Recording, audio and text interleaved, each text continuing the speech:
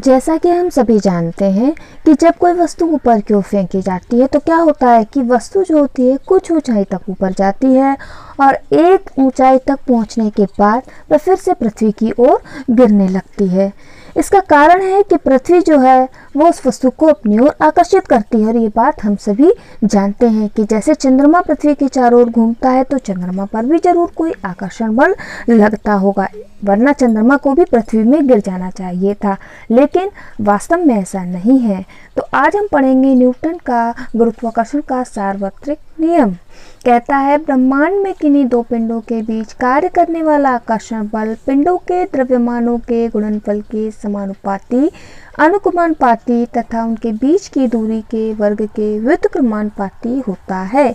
बल की दिशा दोनों पिंडों के केंद्रों को मिलाने वाली रेखा के अनुदिश होती है। मान लीजिए दो पिंड है M1 और M2, ठीक है, जिनका द्रव्यमान M1 M2 है और इन दोनों के बीच में आकर्षण बल F लग रहा है और दोनों के बीच की दूरी d है, ठीक है।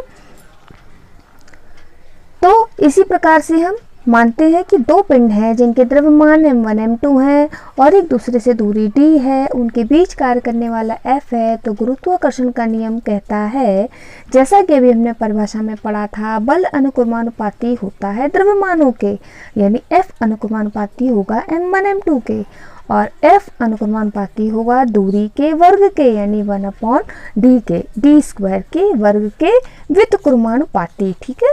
तो पहले को हम पहला समीकरण और दूसरे को दूसरा समीकरण लिखते हैं। दोनों समीकरणों को जब हम मिला देते हैं तो हम लिख सकते हैं F अनुक्रमानुपाती M1 M2/d स्क्वायर, ठीक है।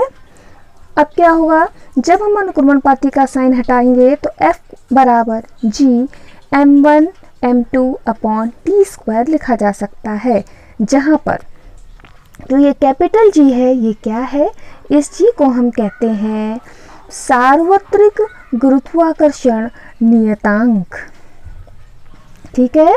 इतना आपको समझ में आया, ये है गुरुत्वाकर्षण नियतांक, ठीक है।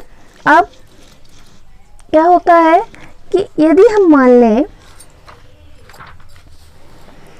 कि M1 और M2 जिनका मान 1 है, ठीक है, और उनके बीच की दूरी d को भी अगर हम 1 मान लें तो जो F होगा वो G के बराबर हो जाएगा, क्योंकि ये सारे मान तो 1 हो गए, तो F बराबर G, ठीक है। तो यहाँ पर से भी एक परिभाषा दी जा सकती है कि गुरुत्वाकर्षण नियतांक परिमाण में उस आकर्षण बल के बराबर है जो एक दूसरे से एकांक दूरी पर, ठीक है, एकांक मतलब एक मान लिया था हमने, एकांक दूरी पर स्थित एकांक द्रव्यमानों वाले पिंडों के बीच कार्य करता है, ठीक है।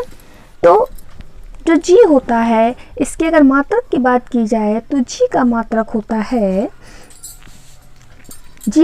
होता है न्यूटन मीटर स्क्वायर प्रति किलोग्राम स्क्वायर, ठीक है।